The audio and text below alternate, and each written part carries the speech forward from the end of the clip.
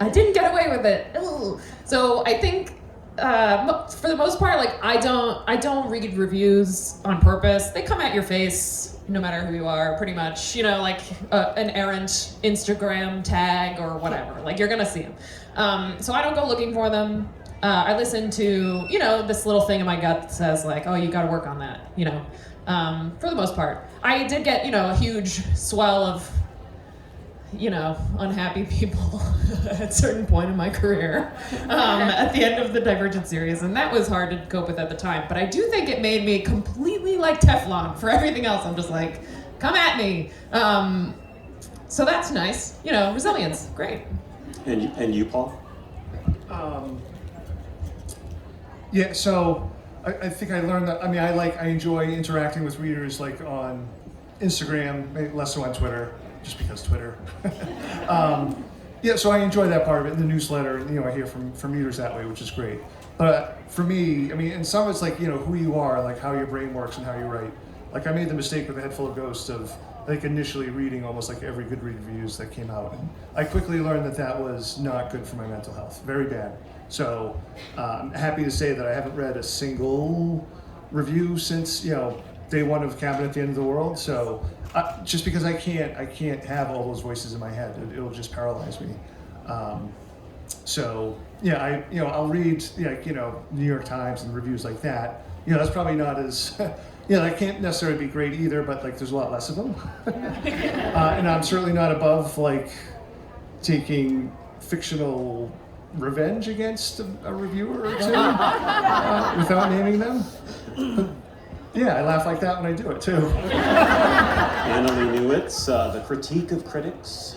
I mean, I think what's hard about getting feedback, whether it's from a reviewer who's a fancy person at the New York Times or just somebody on Goodreads who, you know, read your book, is kind of learning to tell the difference between when somebody actually read the book and engaged with it and found something that was problematic or that actually wasn't working versus like the guy who reviewed Autonomous on Amazon by taking the book, throwing it in his trash, and pouring a bunch of canned peas on top of it. Canned peas? I know. Well, two things. One, it was actually hilarious, so it was hard to be upset. Two, he didn't even recycle it, okay? Jeez. Or he could have sold it. Like, he could have made some money on it. But anyway, so, I mean, one of those is obviously just someone who just bounced off the book. Like, it wasn't his thing. It wasn't because the book was bad. It was like, he shouldn't have been reading it. Why did he buy that book, you know?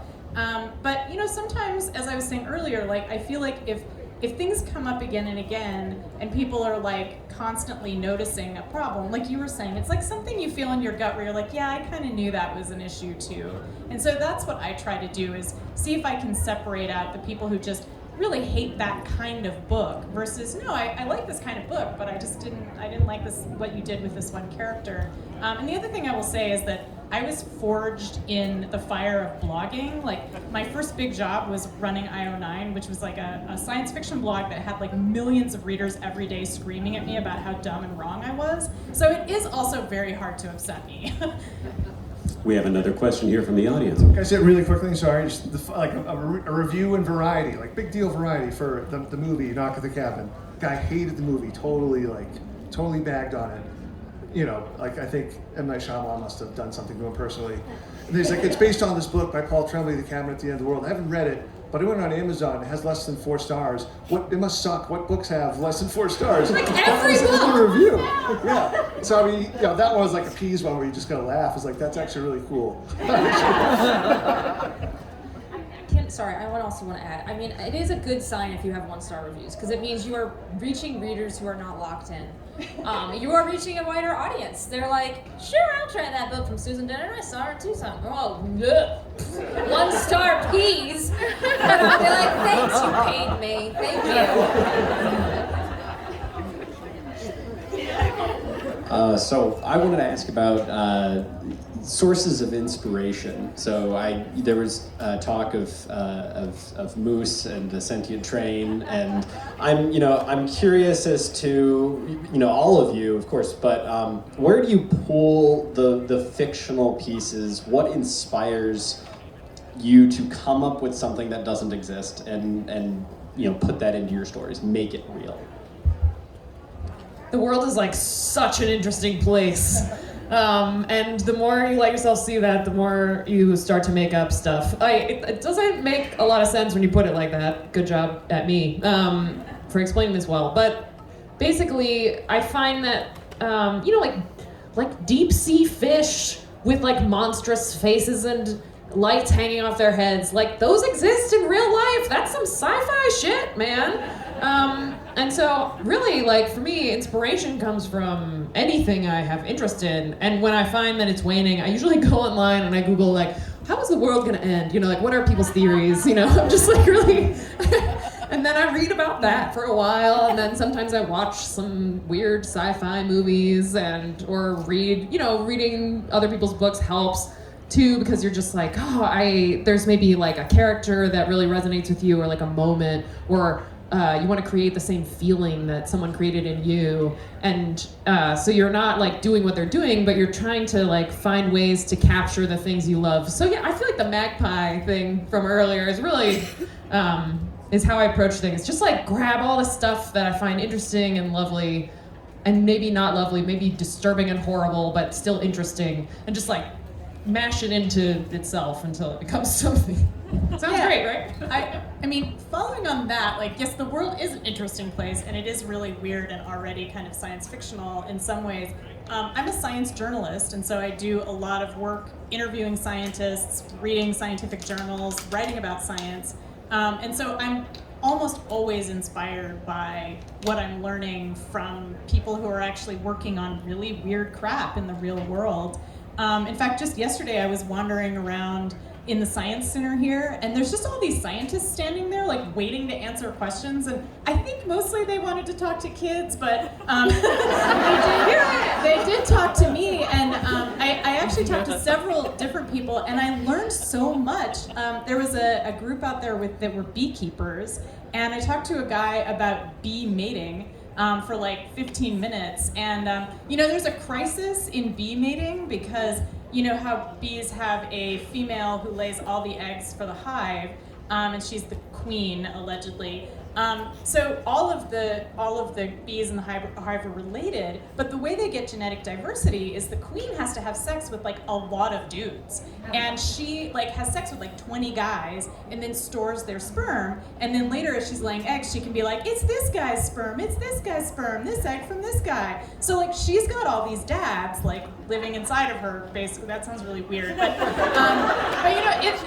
nature is weird. Like, you've seen the Alien movies, so like she probably had sex with like 20 dude aliens, right, to make all the alien eggs. So anyway, this is the kind of thing that gets me really excited, is thinking about all the ways this can go wrong. And the final thing I will say about this is that if the queen doesn't have all of these males as her mates, it can go wrong for the hive. But because beekeepers really believed that monogamy is the right way to go, they kept trying to have queens mate with only one male for many decades, until just about 20 years ago, when scientists started saying, like, wait a minute, this is messing everything up. They actually need to be having sex promiscuously. So it was just such an interesting conversation about how our preconceptions can mess up nature, because we have these cultural assumptions. That's a sci-fi story right there.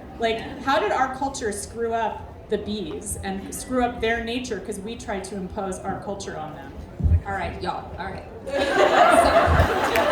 First of all, you guys both just made this for me. Okay. So that the fish she's talking about that Veronica mentions, that's an anglerfish. That's why I went into marine biology. And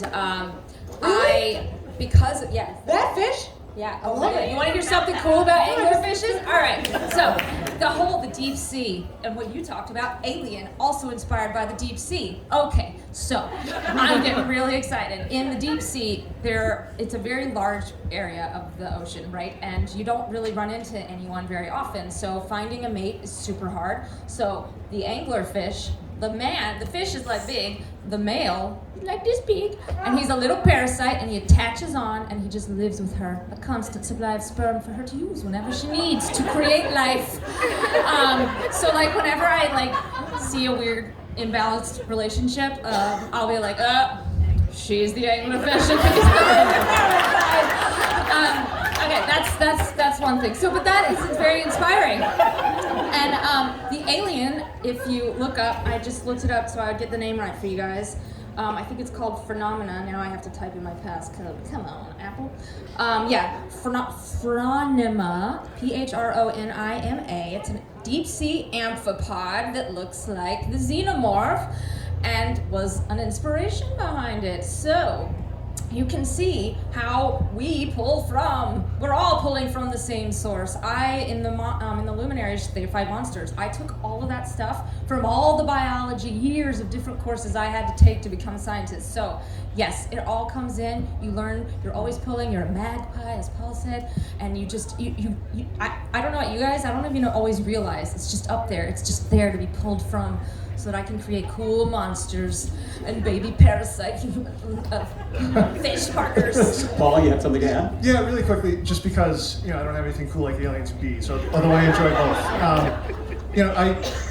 I keep saying math, but I went to college. I didn't study English or writing, so I've just been fumbling my way through. And mainly it's because hopefully everyone at some point as an adult, some people were lucky and smart, figured out when they're younger, it's okay to be passionate and like things, which sounds a little glib, but at the same time, because I teach high school, you see, every year, the main difference with all these students are, there's that point where it's like, you don't want to look like you're trying too hard, and it's uncool to like things.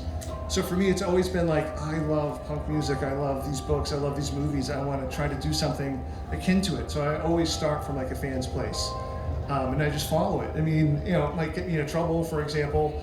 This summer, I somehow made the decision to follow up, the book after the movie comes out is going to be this 30,000-word anthropomorphic animal novella with a giant monster, a slasher cat, and written in free verse. Because I love Watership Down and the Rats of Nim, and I've always wanted to do something like that. Wait, So. it's like a kaiju rabbit? Well, now it's there's a village and a giant monster visits every 30 years, but it's all different animals. And I bet the suits loved that. Speaking of the It's suits, I want to see the kaiju Watership Down. So thank you. That is we've got time for one really quick question. Okay, I have a student who reads 2 or 3 novels a weekend. Does a speed reader get as much out of your books as a regular reader? It really depends on if they're an actual speed reader or a skimmer. I will say I can be a skimmer, and my sister is a skimmer, so she misses everything. And I'm like, why are you my beta reader? Why do I keep coming back to you? A beta reader is someone who reads your book early on for you to find flaws. And I'm always like, well, it's good to know, though, that you missed that detail, and I should plan it a few more times for the people who do skim. But a speed reader actually does absorb everything, and presumably, if they're paying attention, will catch it all. I'm just a big believer in read the way you want to read. You know why we read? We read to alleviate the sense of pain, a sense of mundanity. We want to get away from what's out there, or maybe we want to delve into it in a really fucked up way. And but I mean, just if that's how that student reads, let him do it. Yes. Thank you so very much. Thank you all for coming here for this program, making it up. Thank you. Susan Bernard, Annalie Newitz, Veronica Roth, Paul Tremblay. They're going to move from here to the sales and signing area out there. If you want to continue the conversation with them and get a book signed, you're invited. And a guest appearance from Susan's mom.